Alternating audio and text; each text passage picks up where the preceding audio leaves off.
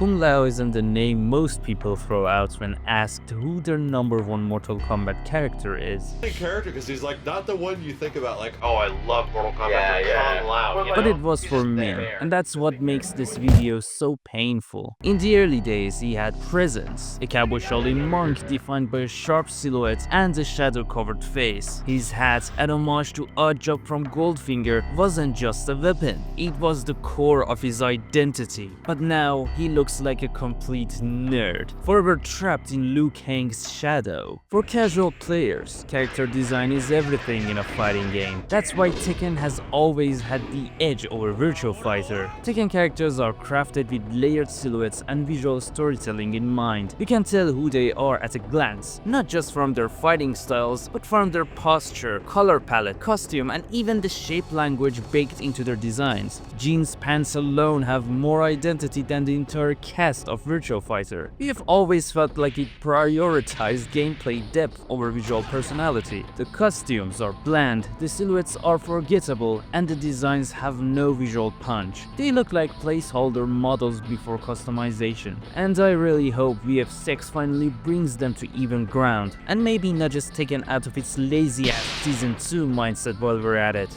But I bring this up because Mortal Kombat used to get this. This is a game that gave us a Chinese ninja clan, which if you don't know, isn't exactly historically accurate. But it worked because it looked and felt cool. So why can't Kung Lao remain a cowboy Shaolin monk? The shadow over his eyes made him mysterious, and the hat wasn't just a gimmick, the hat was the character. Just like how orange is a scorpion and blue is Sub-Zero. Now they stripped all of it away. They rounded his edges, they made him smile too much. They showed his whole face and they made the hat set funny on his head like it belongs to someone else. The danger's gone, the mystique's gone, and what's left is just lame. So when did this all go wrong? Well, I'm going to pinpoint that in this video, so buckle up because hot takes are coming. Unless of course everything I just said was hot garbage already. And hey, if any of that spicy nonsense made sense to you, consider dropping a like or maybe even a sub. It really helps a small channel like mine get off the ground.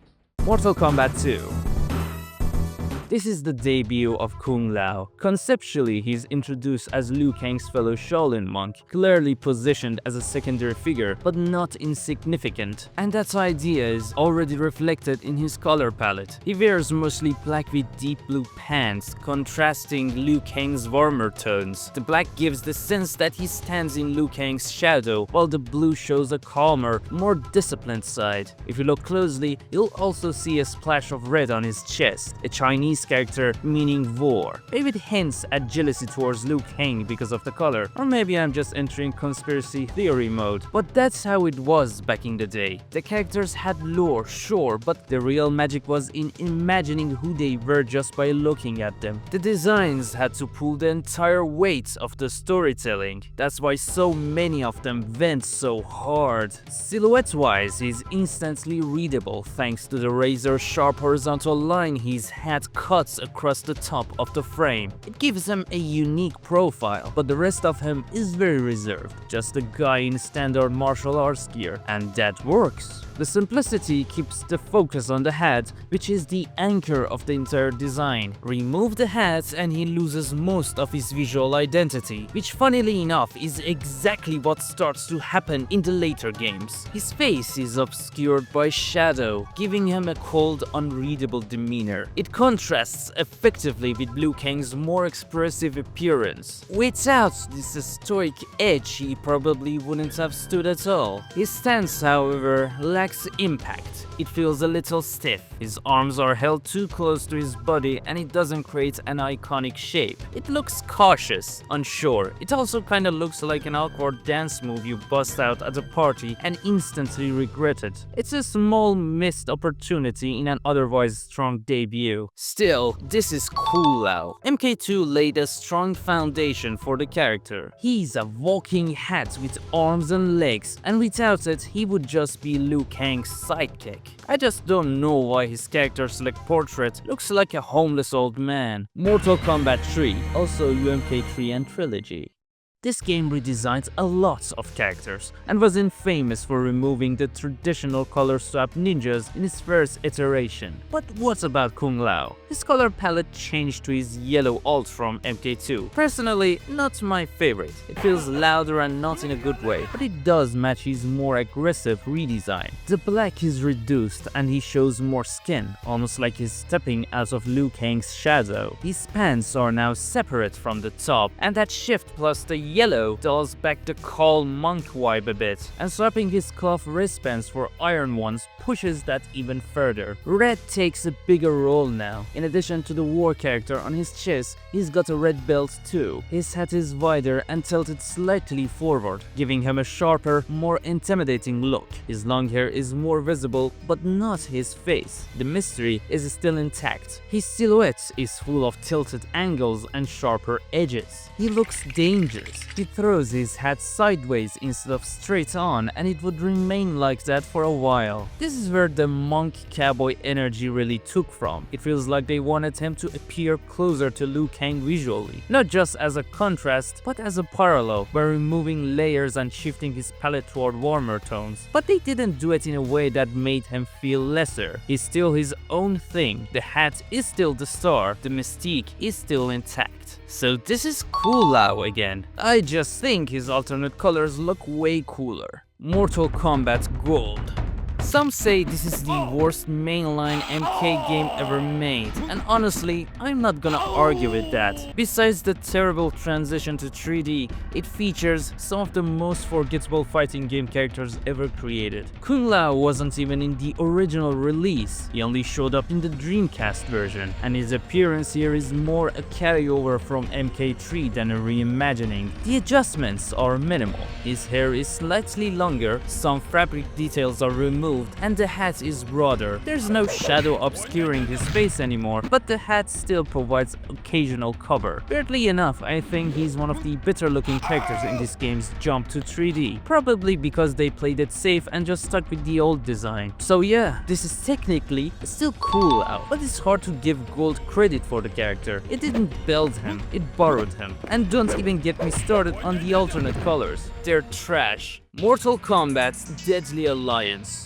This game marked a soft reboot for the Mortal Kombat series, a bold leap into 3D after the awkward mess that was MK4. While not a full narrative reset, it did introduce a new direction for design, tone, and gameplay. And right out of the gate, the Alliance made it clear that things were going to change. Liu Kang dies in the opening cutscene. That leaves Kung Lao no longer the second monk, but a man suddenly forced into the spotlight. This was the first time he abandoned the hat as part of his active silhouette. Instead of wearing it on his head, he straps it to his back. His color palette shifts to dusty blue and beige, with only a splash of red left in his belt. The heavy black tones that once cast him in Liu Kang's shadows are gone. Visually, this design feels more mature, more refined. It's calm and somber and carries the weight of loss. His silhouette softens. White sleeves, loose pants, and robe-like layers. To some, this may seem like a loss of edge and even identity, but here's the hot take. I think this is one of his most thoughtful designs. Yeah, the wrist guards and the padding feel a little over-designed, but this look isn't about flair, it's about character. This is Kung Lao at his most grounded. He's grown, he's grieving. The hat on his back says it all. He no longer wears it to intimidate or to hide. According to his in-game bio, he trained under the same master as Liu Kang, Boraicho. And this design reflects that. The gi-like robes, the loose silhouette, the quiet color palette, it all communicates humility, discipline, and legacy. It's a Kung Lao who's rebuilding himself from the ground up. That soft silhouette isn't a downgrade, it's deliberate. It tells us he's in training in transition. Even his new bicycle cake-inspired special move nods to Liu Kang's legacy, a visual reminder of the role he's now forced to carry forward. Also, his face and hairstyle are inspired by classic martial arts films made by the Shaw brothers, which I'm a big fan of.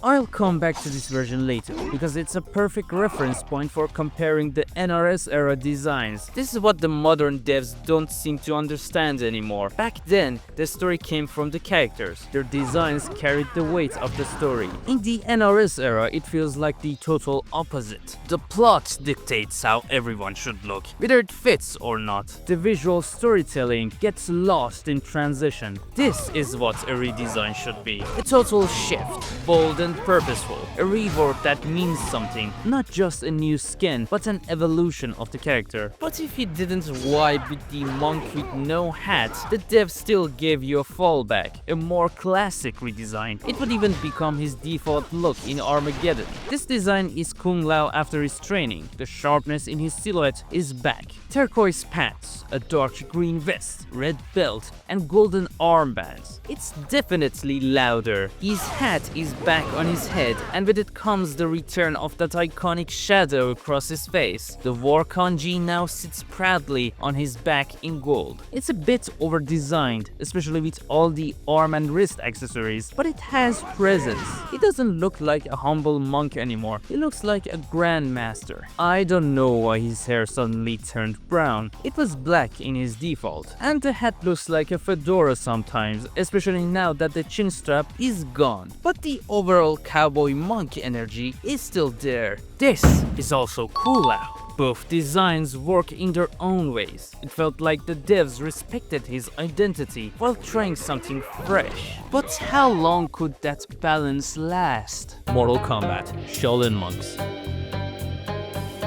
I always wondered how many people actually picked Kung Lao over Liu Kang. I mean, it's not like choosing between Sub-Zero and Scorpion. One's a human flamethrower who literally turns into Mortal Kombat logo. The other pulls rabbits out of his hat.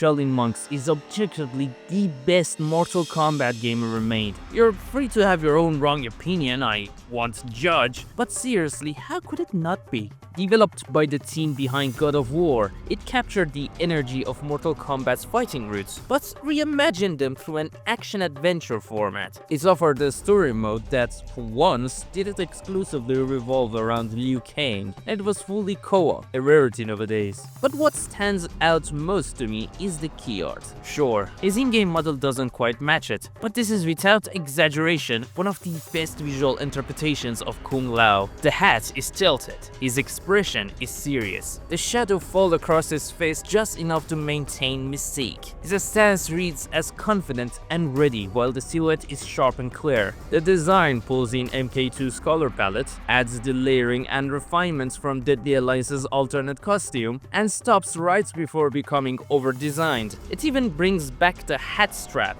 It strikes a clean balance between tradition and evolution, and it perfectly leans into what I've been calling the cowboy monk identity so far. This is the visual definition of Kung Lao. In fact, it was so effective, they basically reused it in MK9 with very few changes. There is, however, one notable difference: his hair. It's been shortened, and while that may sound trivial, it alters the impression. Kung Lao always benefited from that slight wildness in his silhouette, something that they would ignore in the coming games. Mortal Kombat 2011.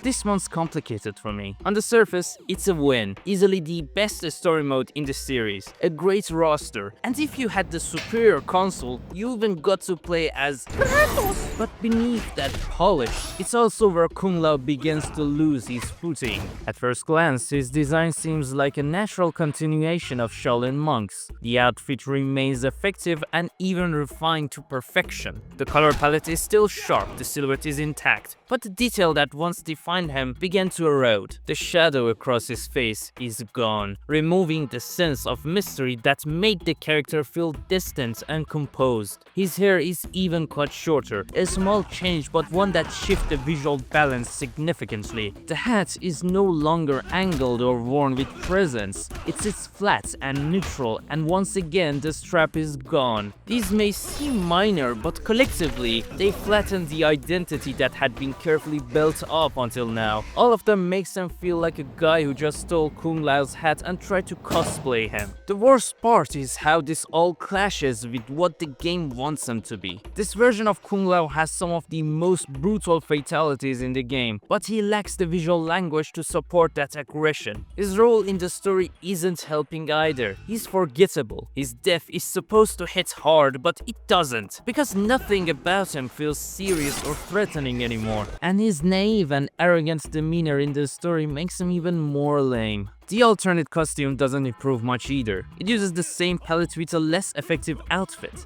and that reflects a larger issue with this game's approach to design. Aside from the ninjas, especially Sector and Cyrex, most alternate costumes in MK9 feel uninspired. As I said in the 3D era, these alternates carried narrative weight. They reflected different aspects of a character's personality or evolution, and were often accompanied by new bios that made them exciting to unlock or even interpret. In MK9, the costume exists to serve a single moment in the story. Kung Lao needed to look like a monk in training, so a robe was added. But stripped of that story context, the design feels thin. If you equip this outfit outside of the campaign, it comes across as weaker, less interesting version of his default. Compare that to his Deadly Alliance default, where one look told the story visually that he's now a monk in training. This is when the lame Lao era begins. Not because the costume itself is broken, in fact the pieces are all there, but because the surrounding decisions flatten his identity. The drip, as the new boys calls it, remains, but the character underneath begins to fade. These two costumes are lame Lao, unfortunately.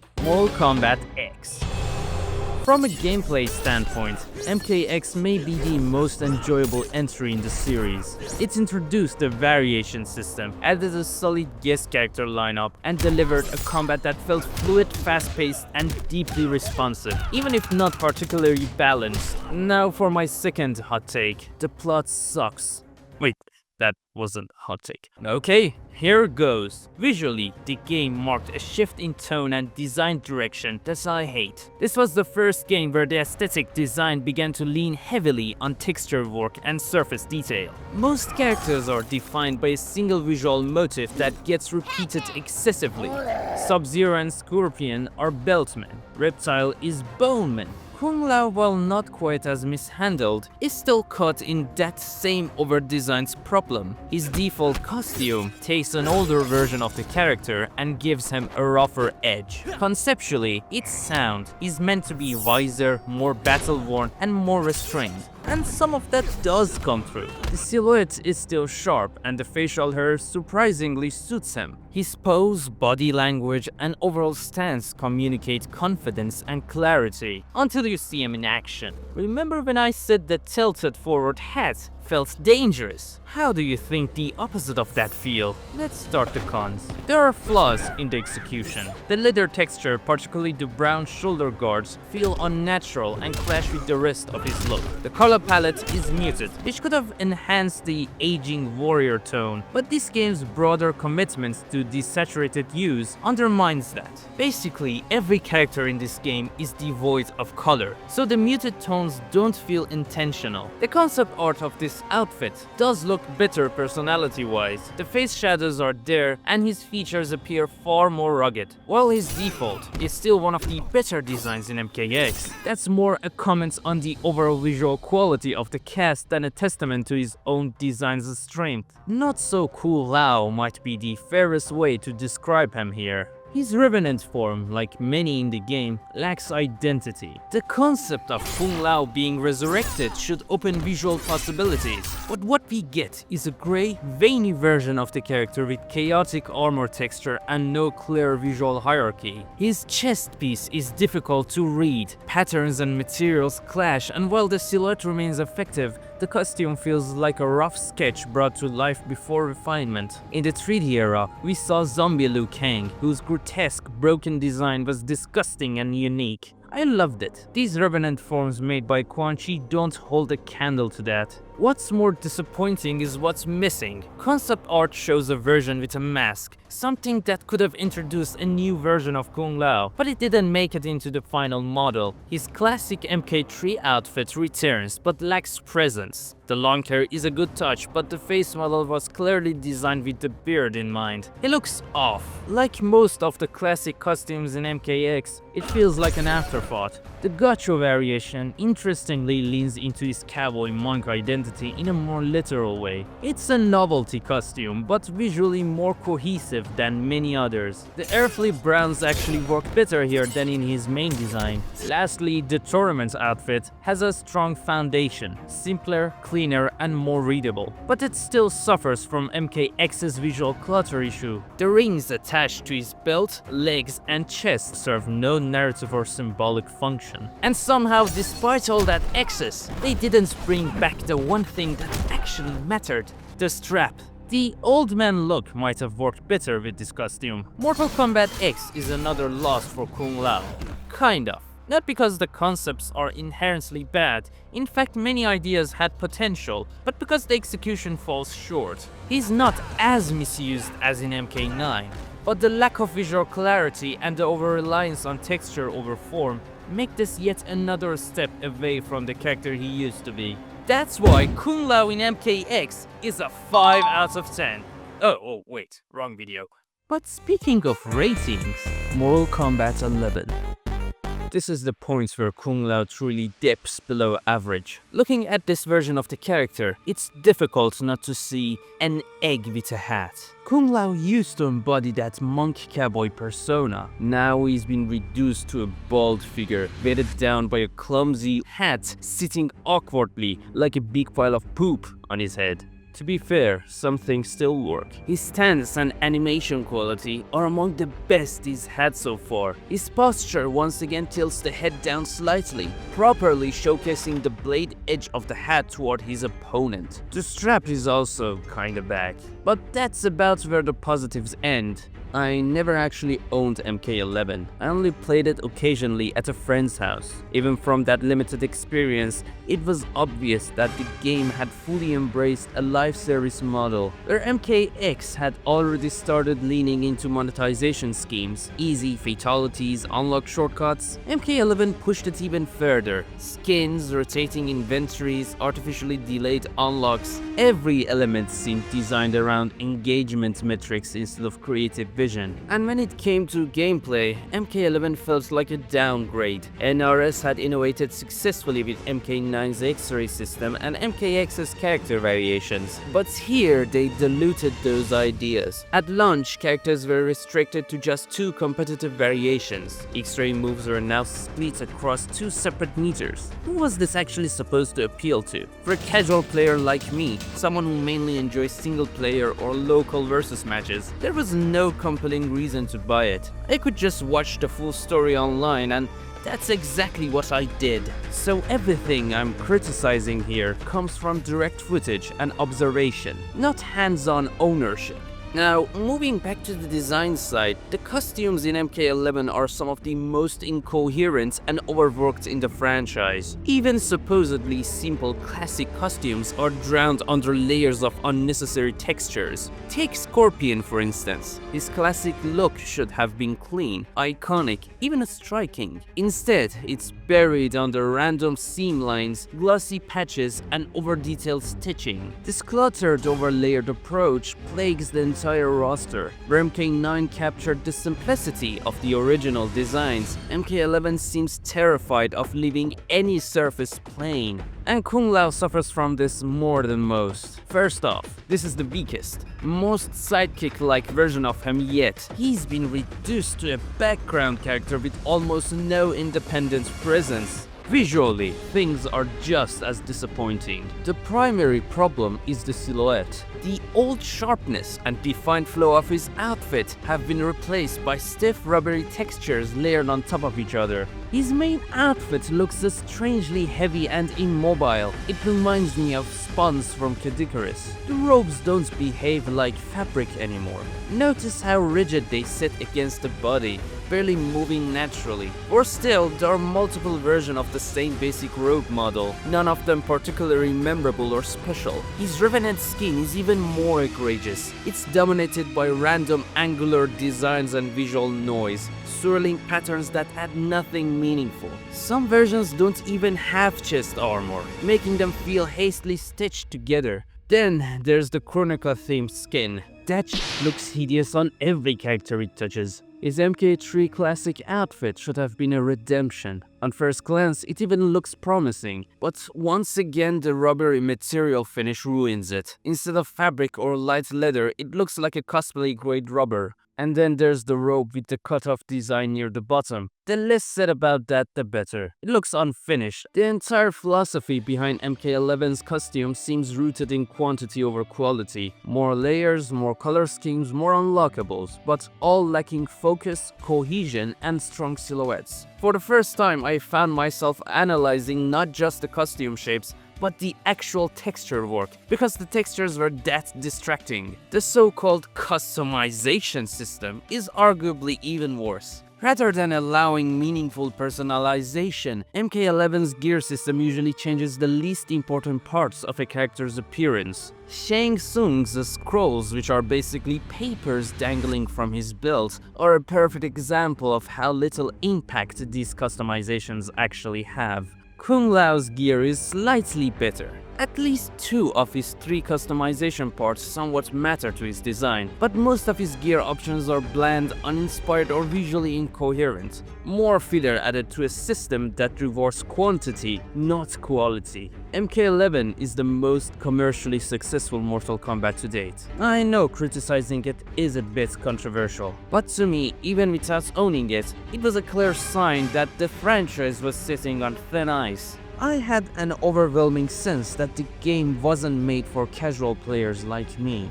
Not for people who just want to play single-player modes or just to fight a friend on a couch. It was made for a player base willing to engage in constant online progression, rotating shops, and shallow reward loops. The series lost part of its identity in the process. And yes, I watched the entire story mode. The writing was arguably an improvement over MKX. Maybe even approaching MK9's level of polish. But it didn't matter. The game wasn't for players like me. And Kung Lao's decline into mediocrity, visually, narratively, and thematically, was the reason I lost my faith in Mortal Kombat. The Kung was lame. And then MK1 happened. Mortal Kombat 1. I still remember that strange clock trailer teasing MK1. When the full trailer finally came out, I was mixed, but still eager to see where things would go. A Kung Lao with a dull, unthreatening hat and a weak costume. Surely it was just a story cutscene. The Fire God Liu Kang design was fantastic, so I assumed the other characters would receive the same level of care as the story progressed. As time passed and more characters were introduced, my excitement as a longtime 3D-era Mortal Kombat fan kept building. Seeing so many of my favorite characters return was thrilling, and with a full timeline reset, the potential for creative redesigns seemed limitless. But in the end, the only real win was Liu Kang himself. MK1 is strange. It's unclear whether it truly intended to be a full alternate universe or just a soft story reset. They could have done so much more. Instead, they chose the safest path. Scorpion, for example, may have a different backstory, but he's still fundamentally just a Scorpion. I was hoping for transformations on the level of Cyber Sub-Zero, bold reimaginings that genuinely shifted characters into new archetypes. Instead, what we received were either the same character with superficial tweaks or vastly inferior versions. And by inferior, I mean it. The older Mortal Kombat designs were often over-sexualized, but they still had strong silhouettes and distinct visual identities. You would think, given the opportunity to reset the timeline and forge these characters from scratch, they would either expand on those foundations or subvert them in creative ways, but they didn't. Characters like Kung Lao weren't reinvented at all. They were simply reduced. His role as Liu Kang's sidekick remains unchanged, and somehow he feels even more diminished now. There's a lot that could be said about Kung Lao's MK1 portrayal, and about MK1 in general, but I'll keep this brief since the video is already long enough. The live service mentality is worse than ever. So many of the costumes are just recolors and slight retextures. As someone who has worked in 3D modeling, I can tell you, creating a new texture on an existing model is one of the easiest tasks in the pipeline. At the very least, they could have allowed custom color options. Instead, MK1 represents a bad influence on the industry. Now, focusing specifically on Kung Lao, his main costume in MK1 feels like a less cluttered version of his old man appearance from MKX, but stripped of everything that gave it strength. The shape language is broken. In MKX, a long piece of clothing flowed down from his belt, creating dynamic movement. Now, the entire lower half of his outfit droops down awkwardly, with a belt strapped across it. The silhouette is unbalanced, especially because the shirt ends with a perfectly straight horizontal cut, killing any sense of motion. Kung Lao's design was always about sharpness, and none of that remains. His other outfits are even worse. The hoodie variant is particularly embarrassing. At that point, you could remove the hat altogether and you would be left with nothing but a generic try-hard hoodie character, completely detached from Kung Lao's history or identity. We also have tactical vest outfits. The design feels random, with no purpose behind the layers piled onto the chest and neck areas. It's impossible to tell where the belts begin or end. The further Gascoigne-inspired costume, a heavy belted Bloodborne-style outfit, is the least offensive of the set, but even that feels out of place for the character. Many of the other skins are so barren and unremarkable that they aren't even worth discussing. They simply don't add anything meaningful to Kung Lao's identity. But we also have cameo Kung Lao. Ironically, he seems to have received more visual care than the main roster version. The MK2 outfit appears faithful at first glance, but they couldn't resist tampering with it, adding unnecessary leather outlines to the black gi. The MK3 costume fares slightly better, and it's telling that this old design ends up being his best look in the entire game in my opinion. So let's just get to the hat, the single most important visual element for Kung Lao. What was once a simple, elegant razor-sharp circle is now cluttered with unnecessary bands, wood-grain textures, and random metallic accents. Customization was reduced to a single slot, and even then, most options follow a depressing live service formula. The better hats aren't cleaner or sharper, they're just more layered and busier. And even worse, the hat now sits higher on Kung Lao's head, exposing more of his face. Part of Kung Lao's mystique was how the hat partially obscured his eyes, framing his expressions through shadows and angle. Now he just looks awkward, and his nerd face is now fully on display. At this point, it barely feels like Kung Lao at all. He's just some guy who happens to be wearing a hat. To make matters worse, they gave him a frail-looking ponytail, as if they're making fun of his cool long hair in the old games, or even his long braid in MKX. But at least he's not bald anymore. I've never even played MK1 myself, and frankly, I don't plan to. Everything outside of Liu Kang was a red flag from the start.